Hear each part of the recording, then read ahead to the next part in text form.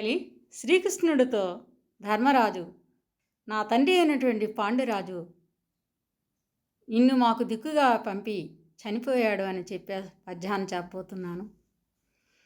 ఆపద గడవంగ పెట్టనోపి శుభంబైన దాని నొడగూడ్పుము మాకీ పుట్టుకొనకున్ పాండుక్ష్మాపాలుడు నిన్ను చూపి చనియ మహాత్మా, నిన్ను చూపి చనియ మహాత్మా. ఓ కృష్ణ, ఆపద గడవంగ బెట్టనోపి శుభంబైన దాని నొడగూడ్పుము, ఆపదల్ని గట్టెక్కించి శుభాన్ని చేకూర్చుము.